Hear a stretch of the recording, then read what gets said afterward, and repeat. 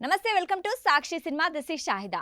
Tollywood icon star Allu Arjun craze ఇప్పుడు pan India స్థాయిని దాటి గ్లోబల్ రేంజ్ కు చేరుకుంది. పుష్పతో జాతీయ ఉత్తమ నటుడిగా గుర్తింపు పొందిన బన్నీ ఇప్పుడు తన పర్సనల్ లైఫ్ లోనూ ఓ భారీ మైల్ స్టోన్ ను చేరుకున్నారు. తన కలల సౌధాన్ని జూబ్లీ హిల్స్ లో అత్యంత విలాసవంతంగా తీర్చిదిద్దుకుంటున్నారు. ఈ కొత్త మ్యాన్షన్ మెగాస్టార్ చిరంజీవి ఇంటికి అతి సమీపంలోనే రూపుదిద్దుకోవడం విశేషం. అల్లు అర్జున్ తన కొత్త ఇంటికి బ్లెస్సింగ్ అని పేరు పెట్టుకున్నారు. ఈ ఇంటి నిర్మాణం 2019 అక్టోబర్లో భూమి పూజతో ప్రారంభమైంది. ఆ సమయంలో బన్నీ తన భార్య స్నేహారెడ్డి, పిల్లలు అయాన్, అర్హాలతో కలిసి పూజ చేస్తున్న ఫోటోలు సోషల్ మీడియాలో విపరీతంగా వైరల్ అయ్యాయి.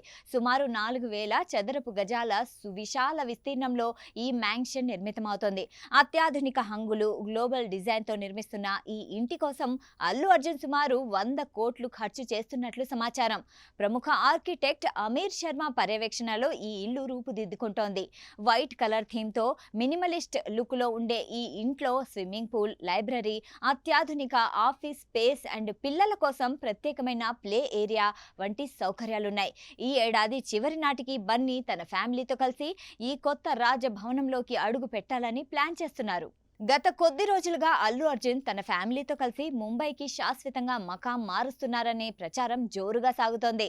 దీనిపై బన్నీ తండ్రి, ప్రముఖ నిర్మాత అల్లు అర్జున్ తాజాగా స్పందిస్తూ పూర్తి క్లారిటీ ఇచ్చారు.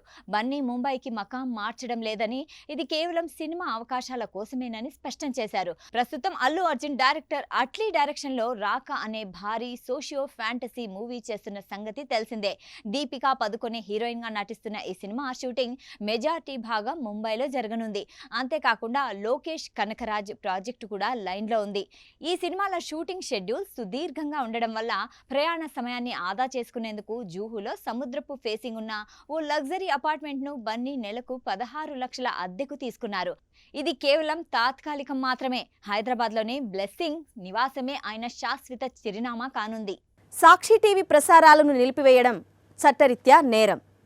సాక్షి టీవీ ప్రసారాల కోసం మీ స్థానిక కేబుల్ ఆపరేటర్ని వెంటనే సంప్రదించండి. డిటిహెచ్లో, ఇంటర్నెట్లో కూడా సాక్షి టీవీ ప్రసారాలను వీక్షించవచ్చు.